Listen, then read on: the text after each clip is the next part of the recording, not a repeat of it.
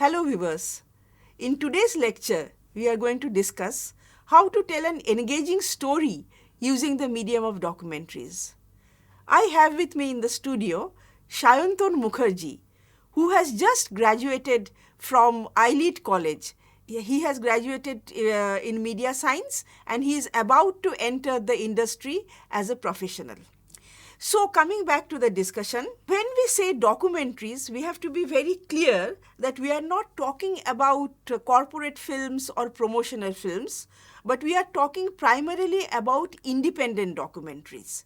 Now, you also have television documentaries like the kind of documentaries you see in History Channel, in National Geographic, or in Travel and Living or Discovery Channel, etc., which follow a set format. So they are part of a series usually and they follow a set format.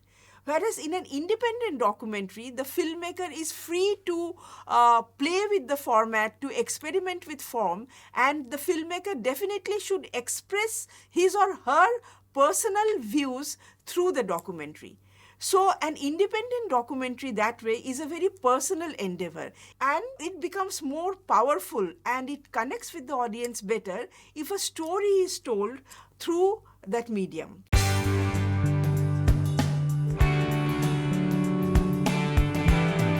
In a way, making a documentary is the easiest of jobs, and in some other ways, it's also the toughest of jobs.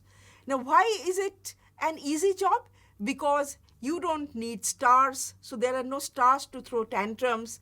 You don't need sets or expensive costumes or expensive props or anything like that. You work with a small crew, and all you need is a good camera, a robust sound recording equipment, and an idea in your head. And so you can just hit the roads with your small team and your equipment, and you can, start shooting the documentary. But then why is it the toughest of jobs? Because most of the time the situation is not in your control, and you do not know what you will end up with at the end of the day, whether you will get the kind of shots you are looking for or not.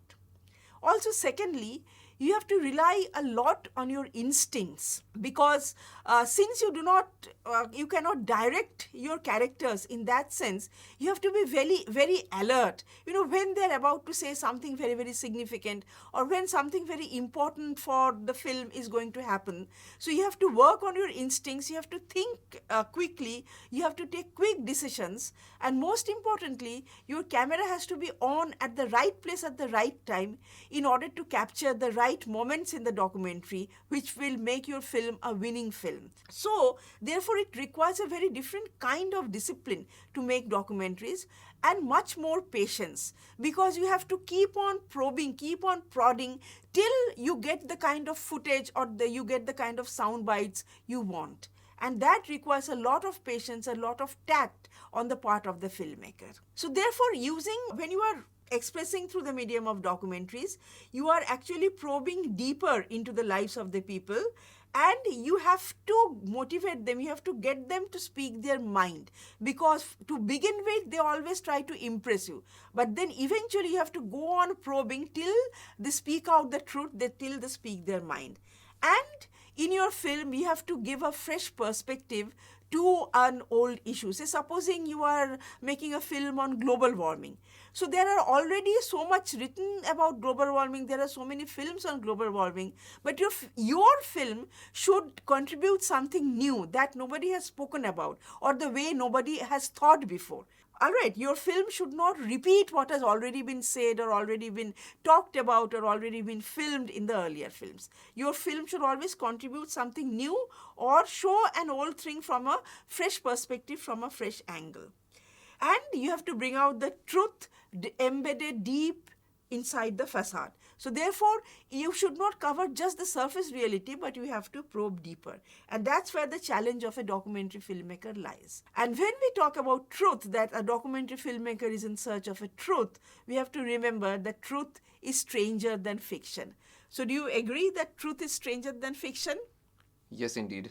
Okay, can you think of an example where something true, a real life incident has grabbed your attention and has taken your attention away from all these films and the television serials and all that? The kind of criminal activities that has been happening nowadays, Okay, yes. which are very unnatural, and Yeah. fiction films are getting inspired from real life. Absolutely. So Yeah. yes, they are much stranger. Yeah. Okay. So that means there are a lot of real life incidents, very, very dramatic real life incidents happening all around the world, and which can be subjects for documentaries. Absolutely. Right. Acha. But when you are pursuing the truth, in pursuit of truth, you don't really have to make your documentary shabby looking. Very rough with rough edges and not properly edited, not properly framed, not properly lit. Okay, your documentary doesn't have to have a shabby, rundown look. So therefore, you have to tell a gripping story in a captivating way. Okay. And you have to act quickly, because otherwise the people you are dealing with, they are not professional actors. So you can ask them to do the same thing again and again. Yes. So they will run out of patience. All right. So that's why I'm saying it requires, because you are dealing with a real life situation. So to get the best out of the real life situation, it requires a different kind of discipline.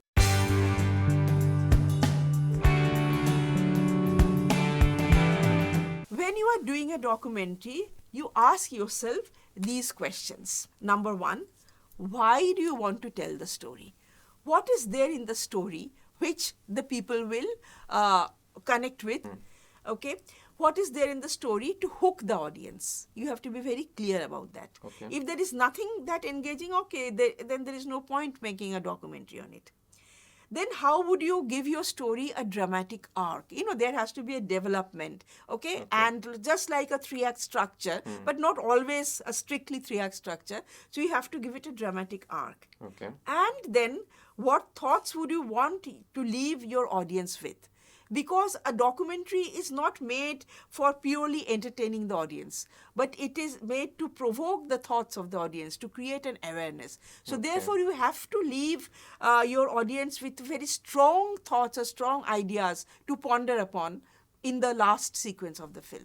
So Okay. what are the thoughts you want to leave the person with? He shouldn't move out of the hall or switch off the TV and then the whole thing vanishes from his mind. It should linger in his mind. He should keep thinking about it. Absolutely. All right. So you have to answer these following questions before you launch a documentary project.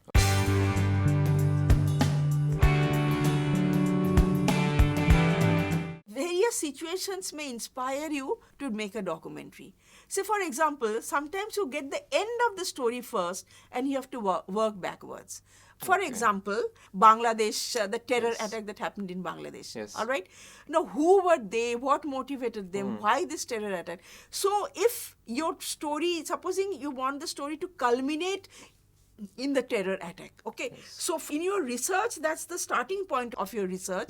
But in your documentary, you have to work backwards and trace back. What led to this? What led to this? I see. Got Okay, my point? yes. So therefore, you have first got the end of the story, and then you are working backwards. Okay. And all that has happened before, what led to this, is past. You cannot get it reenacted. You cannot recreate it. But through other kinds of testimonials, documentary evidence, telephone conversations or letters or whatever, you have to trace it back. Okay. All right. Okay. Sometimes it may happen that you get a gripping start to a story and you have to take it forward. All right. Okay. So supposing now this refugee problem is there all over Europe. Yes. So supposing a new fresh boat has come with some refugees and there are a lot of small children. All right. Okay. Or another example I give you, that a woman has got arrested for some reason and the woman has a small child and the small child also has to go to jail with the woman. So how does this small child cope with life in a prison? I mean, she's not a prisoner, the child, okay, but the mother, whatever, is in Yes. prison, she is in custody. All right, and the child also has to grow up there inside the prison. So that's the starting point of your story. Yes. And you're tracing the journey of the girl, the growing up of the girl inside the prison in a very unnatural, unwanted, undesirable situation. Okay. Understood? So Okay. you have got the beginning of the story and you have to wait for the story to unfold, for story to That's develop. a very long-term process then. It is a long-term process, Okay, definitely. So that's okay. why I'm saying a documentary film is not made like that. You may have to spend 1 year, 2 years, 5 years in the process of making a documentary. Okay. Okay. Now, so as I said, if you are tracing the journey of a child, the growing up of a child, then your story may extend into the future. Okay, and you do not know what will be the culmination of your story. Yeah. Okay, and then sometimes the most dramatic moments are behind you. You know that whatever has happened in the life of supposing you are making a film on the life of a musician. So the musician at the moment is at the twilight of his life. Okay, the most dramatic things have already happened in his life. Yes. And now you are making a film on that person. Okay, so how do you capture those things that are already past? Okay, so these are the challenges, these are the questions that you have to answer yourself. Okay. All right. So I would like to tell you about a specific documentary. It's called A Diary for Timothy. Okay. Okay. Timothy was a little baby born in the year 1944 in England, and the film was made by Humphrey Jennings. Absent friend. Absent friend. And Tim.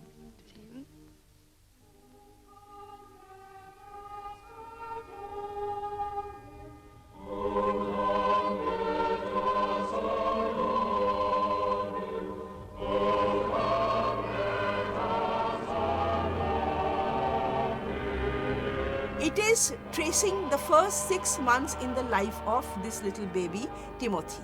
Okay? But the film is not really about Timothy. The film is about the kind of world that Timothy is born into, because it towards the end of the Second World War.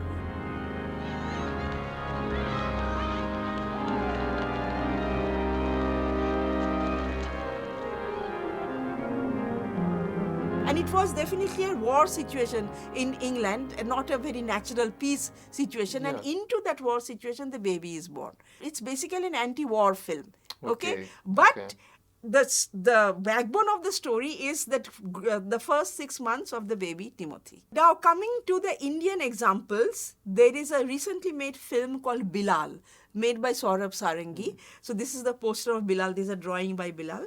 So Bilal is about a little Muslim boy who was born to blind parents.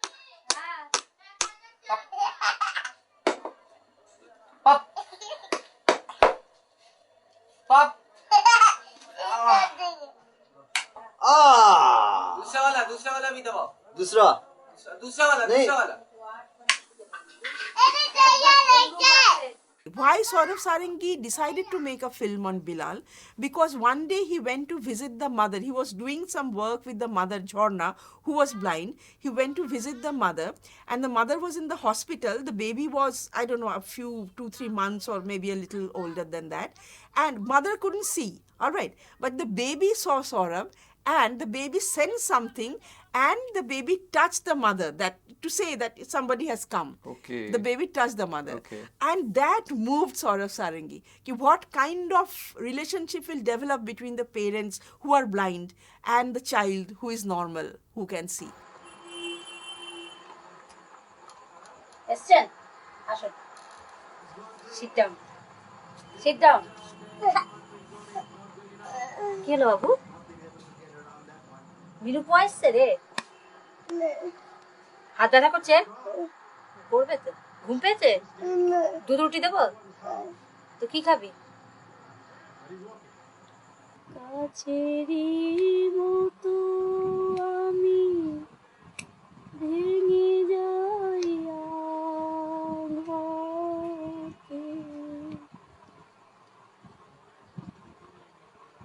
So he wanted to explore the growing of this baby through his camera. And the film eventually is Bilal. So here we saw the baby actually growing up in front of the camera. He shot it over years. Okay. And the baby growing up in front of the camera. So now the question is where to end the story. Yeah, true. You know, Yeah. so actually on the day of the circumcision, because it was the Muslim child, on the day of circumcision of Bilal said, enough is enough, you please stop, I don't want the camera. You know, in his own language, he said, I don't want the camera. That he was about 5 years old or something like that. Okay. So Saurabh Sarangi said, okay, if Bilal is saying I am unwelcome, this is the right time to stop. Now, it may also happen, God forbid, that your protagonist may die in front of the camera. Okay. If your protagonist grows up in front of the camera, your protagonist can also die in front of the camera, God forbid. Okay. Now something similar happened when Ranu Ghosh was making quarter number 4 by 11. Quarter number 4 by 11 was about a person called Shambhu, who used to be a worker at Usha factory. You know, the South Okay, City. yes, There was this absolutely. Usha factory, and Okay. Shambhu was a worker there.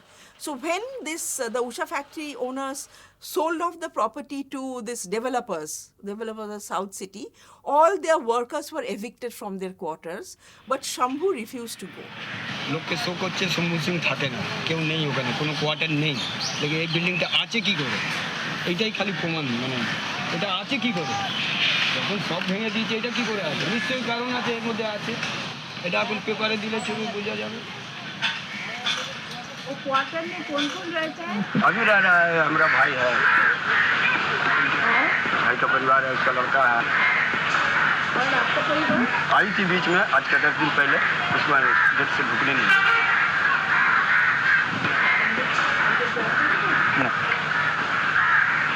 They had cut off his water service, water supply, the electric line, etc. But still he stayed there. মাঝখানেই বসে আছি আমি, ও মাঝখানে বসে আছেন আপনি? সব দিক দিয়ে ভেঙে দিয়েছে, আমার মাঝখানে শুধু আমার ঘরটাই আছে, ব্লকটা। না না, কেন সন্ন্যাসী কর্মকারের যে অপোজিটে যে ওটা তো একদম লাস্টের দিকে, আমি পার্কের এদিকে, স্কুলের দিকে। আপনি এই স্কুলের দিকে, তো স্কুল তো ভেঙে দিয়ে চুরমার করে দিয়েছে। আমার কোয়ার্টারটা আছে, হঠাৎ আছে আমার সঙ্গে কোম্পানি হিসাব এ হয়নি, আমি ছাড়িনি করে, আমি কেস করে রেখে দিয়েছি, আমার কোয়ার্টার ভাঙতে পারছি না। ও, আমি একা আছি, লড়ে আছেন আপনি? একদম মাঝখানে, 2 বছর চলছে। তারপরেও কোম্পানি আমার হিসাব দিক একটা, রামসং বসু, আমি শালা পড়ে থাকবো। But then one Christmas day, I think Christmas Eve, 24th December, it was quite cold in Calcutta at that time. Some forces came, not the police, private forces came and just threw out Shambhu's belongings out into the streets, and so that they could, mow down that quarter. Because otherwise the South City, it was like an eyesore in that entire South City compound. All right. So then Shambhu was thrown out. But he had to survive. He took up the job of a bus conductor and all that. All right. And then Ranu was going on shooting, and because there was a court case also. So Ranu was for several years. Ranu was going on shooting. Eventually, one day, Shambhu met with an accident. Now, whether it was genuinely an accident or whether it was a got-up accident, we do not know. Okay. It didn't happen when Ranu's camera was on, but in the process of making the film, Shambhu died. Okay, and obviously the film had to be culminated at that point. All right. So therefore, it can happen that the protagonist dies in front of the camera. That is very unprecedented. Yeah, unprecedented. And the documentary film can also bust a myth that somebody's death. That means a documentary film can also bring somebody alive from his grave. And that film, if you want to see, that's not an Indian film. It's called Searching for Sugar Man. Okay. Okay, it's available on YouTube. You can see Searching for Sugar Man. So this documentary is about this musician, singer called Rodriguez, who lived in America, who was a contemporary of Bob Dylan. And because he was overshadowed by Bob Dylan, that's why he could not gain popularity in America. Okay. But then he went to South Africa. In South Africa, he became very, very popular. In Australia also, he gained a lot of popularity. And back in America, everybody thought, or everybody liked to believe, that this Rodriguez is dead. He's my most memorable artist. Bob Dylan was mild to this guy. He was this wandering spirit around the city. When he opened up and sang, you went, whoa, this guy's got it. We expected big things, and it did absolutely nothing. How many records do you think he sold in America? In America, 6. Nobody had even heard of him. How can that be? How can that be? Now, two fans of Rodriguez somehow got wind of the fact that he is alive in South Africa. They went to South Africa and they tracked him down And the film is about that. It's a bit of a mystery how the first copy of Cold Fact came to South Africa, but to us, it was one of the most famous records of all time. He was the soundtrack to our lives. Bigger than Elvis. Much bigger than Rolling Stones. Any revolution needs an anthem. The message it had was be anti-establishment. The first opposition to apartheid, they were influenced by Rodriguez. Nobody knew anything about him. He was a mystery. So therefore, a documentary brought somebody alive from his grave. Okay, so a documentary can do anything. That is the power of a documentary. Indeed.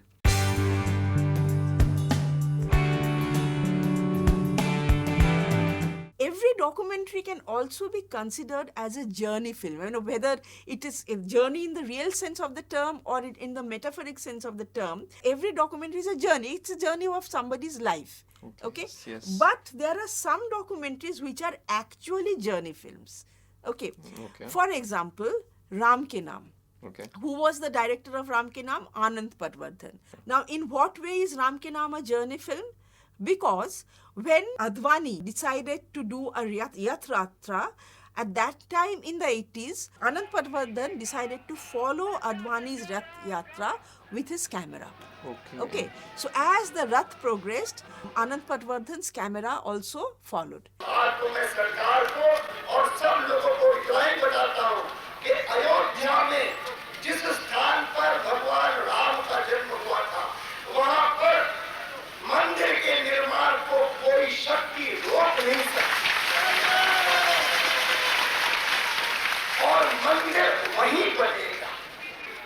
And in the process, it unraveled, it got, bites from interesting people, it showed visuals, it unraveled that how the ideas of Hindutva took roots in independent India. The film is about that. Another journey documentary I would recommend that you watch, it's called Vehicle with the Soul of a Man. It's a short documentary made by Bolaka Ghosh. Okay. What is it about? It is about the journey from Badrinarayan to Kedarnath. All right. Up to Badrinarayan, vehicles go. Okay. And from Badrinarayan to Kedarnath, that 14-kilometer climb, either one has to walk or one has to go on horseback. And if you are not fit, then you can sit in a dually, in a basket, and a man will actually carry you. Okay. All right. So it's about that journey of this particular man who is carrying a woman on his dually, the entire path. And then eventually when Kedarnath is reached, he puts down the dually, he just washes his face in the Ganges, refreshes himself, and he comes down back for the next journey. And the passenger whom he carried all the way up to Kedarnath, she stands in the queue to acquire some punya. Another interesting journey film was made by Saeed Mirza for Doordarshan on the occasion of 50 years of India's independence, where he traveled the length and the breadth. He actually went along Grand Trunk Road. Okay. And he rediscovered India. He rediscovered unknown India. Okay. So that was that's also an interesting journey film. And another interesting film which can be called a journey film, it's called Cotton Road. It's made in 2014. It's called Cotton Road. And the Cotton Road is about this garment industry and how exploitative the garment industry is, whether it is China or India or Bangladesh or Philippines, particularly in these parts of the world. And at a very cheap rate, they are making the laborers work, and then the garments are being given out in the market at a very competitive price. And people are, without knowing the background story, we are buying, we are enjoying, we are throwing away, buying the next garment, so like that. So it's called Cotton Road. All right. So that also is a journey film because it's going from country to country. A very controversial film. Very controversial film. Yeah. Okay. So even in journey films that are literally about a journey, the journey becomes a metaphor. I mean, through the journey, you are exploring something beyond. Now, the question is that does a documentary have to tell a story necessarily? Yes, a story, a viewpoint, something must be told. What is the use? Viewpoint, definitely. A viewpoint has to be expressed. Yes. Now, if you don't want to tell a well-rounded story with a beginning, middle and end, even then, your documentary should have a build-up. Okay, there has to be a build-up. Okay. There has to be a development of the idea, development of the central idea, and there has to be a definitive structure. Say, for example, Glass. You have seen Bert Hanstra's Yes, Glass. yes. Now, Glass doesn't really tell the story, No. but it has a structure. It also has 3 acts. Yes. The traditional way, the modern way, and the third is mixing of the two. It Okay, also in has 3 acts, that but way, not yes. 3 dramatic acts. Understood? So the whole thing you have to put in an interesting structure. That's Okay. important, and the development of the idea has to be there.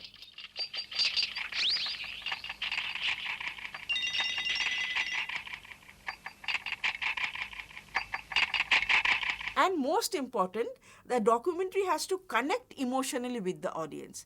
A documentary is not just about giving information and sharing facts and figures, but it has to make an emotional connect with the audience. Okay. So as a documentary filmmaker, you have to think how to bring out that emotional connect. All right? So when you are making a documentary, work hard on the beginning and the conclusion of the documentary. Okay. The beginning should be gripping so that it hooks the audience and arouses his curiosity. And the ending, as I told you earlier, should leave a trace in the mind of the audience so that he keeps on thinking about it. It may disturb him, it may set him thinking, whatever, but it should leave a trace. So it should leave him pondering. Yeah, so when making a documentary film, probe beneath the surface reality. Don't linger only on the visible, the surface reality, but try to probe beneath the surface reality and try to get to the heart of the matter. And I would like to end by quoting from an interview excerpt of Sarthak Dasgupta. He has made a few interesting films, one of them being The Great Indian Butterfly, which is also a journey film but fictionalized, not a documentary journey film. Okay. So he has said in an interview, because he was working in the bank and he was in the corporate sector, he was having a very cushy job. So he gave up all that and became a filmmaker. Okay. So why? He was asked why. So this is what he says. It slowly became evident that for me, there was no better way of observing and understanding life than making films. It is now not only about life, but also about nature and every other phenomenon that is the slow and seamless unfolding of the divine. Filmmaking allows me various vantage points to observe that seamless rollout. On screen, inside me, in the process of conceiving, writing, filming, in the interactions with people, at the rendezvous of ideas, intents, progresses, struggles, and failures, it gives me a vocabulary that breaks grammar. It gives me a music that binds genres. And above all, it gives me a home without a fence or a boundary. Wow. So he said it in an interview. I found it very touching and very appropriate. So I thought we can end today's episode with those thoughts. So let us hope all of you turn out to be good filmmakers, good documentary filmmakers. And on that positive note, let's end today's episode. Thank you very much.